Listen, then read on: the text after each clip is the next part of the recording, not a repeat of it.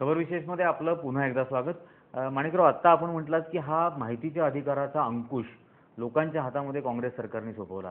या या अनुषंगाने जो पुन्हा विषय येतो की नुकतंच आणखीन एक विषय जो उघडकीस येतोय की 11 नोव्हेंबरला अशोक चव्हाणांनी राजीनामा दिल्यानंतर 13 तारखेला नवीन मुख्यमंत्री येईपर्यंत एसआरएच्या जवळजवळ 50,000 कोटी रुपयाची मालमत्ता असलेल्या जमिनी या 6 बिल्डर्सला मुंबईमध्ये देण्याचा निर्णय होऊन गेला. या मधल्या काळामध्ये जर असे निर्णय होत असतील तर याचा अर्थ अधिकार नोकरशाही जी आहे, ब्युरोक्रेसी ही बेलगाम झालेली आहे महाराष्ट्रातली. यामध्ये काही गोष्टी मान्य कराव्या लागतील की शेवटी ज्या आरोप खासदार बीजेपीचे खासदारांनी किरीट सोमय्या यांनी त्यावेळेला केला होता आणि त्यावेळेला मी माहिती घेतली, त्यामध्ये जे काही त्या संदर्भात जे काही निर्णय होते फार पूर्वी झाले होते. काही अशोकरावांच्या वेळेचे असतील, विलासरावांच्या वेळेला असतील, काही वर्षापूर्वीचे ते सगळे निर्णय होते. परंतु त्यावेळेला शेवटच्या याच्यामध्ये त्या तारखेला अधिकाऱ्यांनी जे का ऑर्डर्स त्या तारखेला दिल्या ते का दिल्या त्या संदर्भामध्ये निश्चितच मुख्यमंत्री लक्ष घालतील की का दिल्यात. परंतु ते काही अशोकराव चव्हाणांनी त्या तारखेला केलेत किंवा पृथ्वीराज चव्हाणांनी त्या तारखेला केले, ज्या आविर्भावामध्ये खासदारांनी त्या ठिकाणी आरोप केले ते साफ चुकीचे आहे. त्यामध्ये कुठेही पृथ्वीराज चव्हाणांचा संबंध नव्हता. त्या दरम्यानचीच ती घटना होती. इनफॅक्ट कोणीच मुख्यमंत्री महाराष्ट्राचा त्यावेळेला नव्हता. शेवटी ऑर्डर जी होती ते एका सैनी होत नाही किंवा एका वेळेला होत नाही किंवा एका दिवशी होत नाही. अनेक प्रोसेसमधून ते पुढे येतात. अनेक महिन्यापासून, काही वर्षापासून ते ऑर्डर तशा पद्धतीने येतात. पण एक आहे की काही ऑर्डर्स 11 तारखेला अशा प्रकारच्या ह्या देण्यात आल्या आणि 11 तारखेला जे कोणी अधिकाऱ्यांनी त्या पद्धतीने दिल्या असेल त्याच्याबद्दलचं मुख्यमंत्री तपास करतील की नेमकं का असं घडलं. कारण ऑर्डर तर 2-3 वर्षापूर्वीच्या होत्या. म्हणजे 2 वर्षापूर्वीची ऑर्डर्स आणखी नेमकी 11 तारखेला जर दिल्या गेली असेल आणि कोणी हेतुपुरस्सर काही वाईट उद्देशाने दिली असेल त्याबद्दल निश्चित चौकशी व्हायला पाहिजे. त्या एसआरए ॲक्टमध्ये जी डिस्क्रिशनरी अधिकार दिला आहे 3Kच्या अंडर की मंत्री ठरवेल त्या डेव्हलपरला तो प्लॉट डेव्हलप करण्यासाठी म्हणून दिला जाऊ शकतो. तर हे जे डिस्क्रिशनरी पॉवर्स म्हणजे जे काँग्रेसच्या अधिवेशनात सोनिया गांधी म्हटल्या की या सगळ्या डिस्क्रिशनरी पॉवर्स काढायच्या, तर एसआरए मधल्या या डिस्क्रिशनरी पॉवर्स या काढल्या जातील का आणि पुन्हा एकदा लोकांना आपलं 70% लोकांना आपला अधिकार मागता येईल का? नाही, निश्चितच आमच्या प्रदेशाध्यक्ष आपल्या ऑल इंडिया काँग्रेसचे अध्यक्ष सोनियाजी गांधी यांनी जे आदेश दिले ते काटेकोरपणे पाळले जाईल, याबद्दल दुमत असण्याचं कुठलंच कारण नाही आहे. परंतु ह्या ऑर्डरच्या संदर्भामध्ये ह्या काही ऑर्डर्स त्यावेळेला झालेल्या नव्हत्या, फार पूर्वी झालेल्या आहेत आणि त्याच्यामध्ये सुद्धा नेमक्या कुठल्या ऑर्डर्स आहेत, काय आहेत त्याचंच स्पष्ट काही सगळ्यांच्या समोर आलेले नाही आहे. त्यामुळे जे 11 तारखेला का दिली त्या संदर्भामध्ये अधिकाऱ्यांच्या संदर्भामध्ये मुख्यमंत्री तपास करतील किंवा नेमकं का चूक झालीत, का केलं, कुठल्या उद्देशाने केलं, त्यामुळे निश्चितच ते स्पष्टीकरण मागतील संबंधित अधिकाऱ्यांना. मला पुढचा प्रश्न विचारायचा मित्रपक्षाबद्दल. आपल्या राष्ट्रवादी काँग्रेसच्या एका आमदारावरती बलात्काराचा आरोप दिलीप वाघांवरती झालेला आहे. त्यांना अटक झाली आणि लगेच त्यांना दवाखान्यामध्ये नेण्यात आलं. ते दवाखान्यातच आहेत, अजून त्यांचं इंट्रोगेशन पण होऊ शकलेलं नाही. ही वागणूक सर्वसामान्य आरोपीला नाही मिळत आणि अशा परिस्थितीमध्ये इतका गंभीर गुन्हा दाखल झालेला असताना काँग्रेसची त्याबद्दल काय भूमिका असणार आहे? नाही, कुठलाही आरोपी असेल त्याला सहानुभूती दाखवण्याचं कुठलंच कारण नाही. हां, गुन्हा सिद्ध होणं न होणं हा नंतरचा भाग आहे. गुन्हा सिद्ध झाला तर त्यांना कायदेशीर काय ते त्याच्यावर निश्चित शिक्षा होईल. परंतु ज्या कायद्यामध्ये गोष्टी आहेत, ज्या शेवटी कोणीही आज कोर्टामध्ये जाऊन कोणाला कुठे ते हॉस्पिटलमध्ये ॲडमिट करावं की नाही करावं हे शेवटी कोर्ट ठरवतं. शेवटी कोर्टाने जो निर्णय त्यामध्ये दिला असेल कायद्यानुसार त्या पद्धतीने त्यांना ते व्यवस्था असू शकतं. परंतु कुठल्याही आरोपींना शासन पाठीमागे घालतं असा विषय नाही आहे किंवा कोणी एखाद्याला जास्त मदत करावी भूमिका नाही.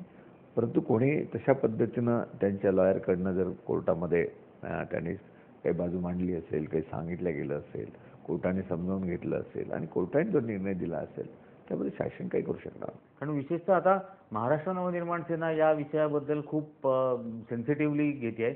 कारण त्यांच्या आमदाराला फोडून काढण्यात आलं होतं, निवेदन देण्याचा प्रयत्न त्यावेळेला त्यांनी केला तेव्हा लॉकअपमध्ये नेऊन 1 तासानंतर त्याला मारहाण करण्यात आली होती. आणि या बाबतीमध्ये या आरोपीला राष्ट्रवादी काँग्रेसचा आमदार आहे म्हणून वेगळी ट्रीटमेंट दिली जाते, असा एक उघड विरोधाभास दिसतोय.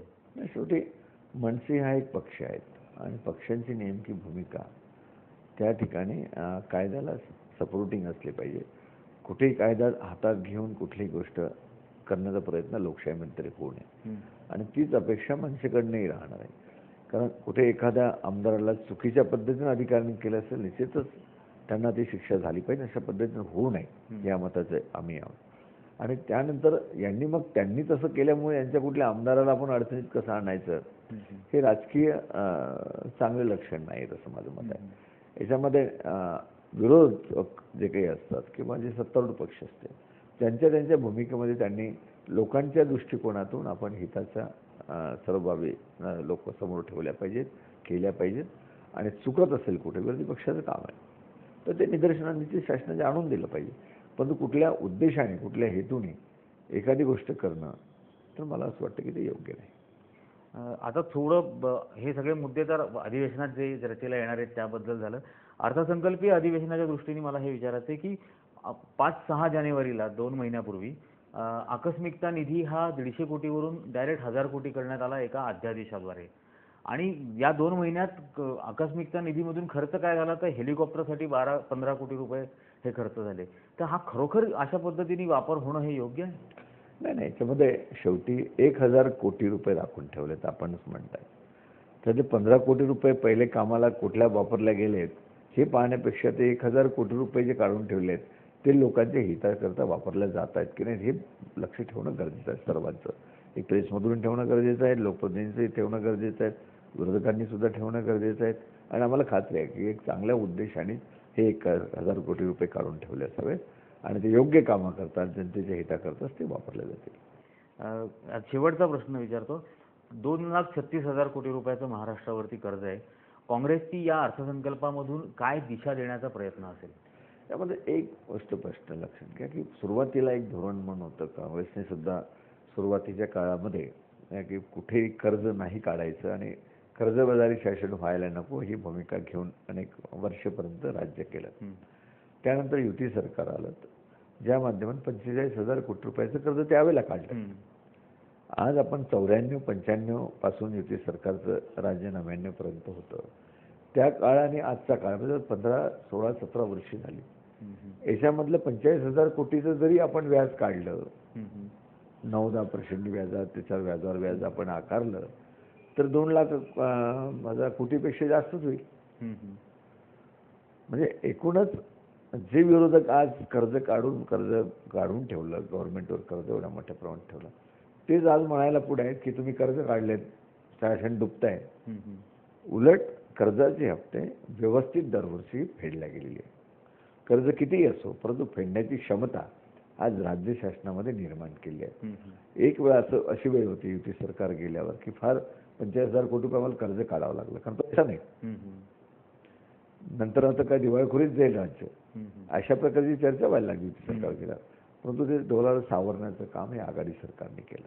आणि आज स्थिती आहे की कुठल्याही कामाला पैसा हा कमी नाही आहे. राज्य शासनाकडे भरपूर पैसा आहेत, मोठ्या संख्येनं रेव्हेन्यू जमा झाला आहे. त्या रेव्हेन्यूच्या माध्यमातून कामंसुद्धा मोठ्या प्रमाणात राज्य शासनाने हातामध्ये घेतलेली आहेत. निश्चितच सुरुवातीला जे कर्ज काढल्यावर व्याज वाढणार हे वाढणार, परंतु कुठलेही हप्ते थकीत आहेत असं मला वाटत नाही.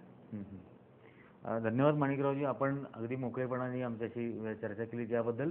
अर्थसंकल्पीय अधिवेशनामध्ये कर्ज जरी जास्त महाराष्ट्रावरती असलं तरी फेडण्याची क्षमता ही राज्य सरकारने निर्माण केली आहे असं त्यांचं म्हणणं आहे. आजच्या खबर विशेषमध्ये आज इतकंच. उद्या पुन्हा आपण भेटणार आहोत खबर विशेषमध्ये एका विशेष खबरसह.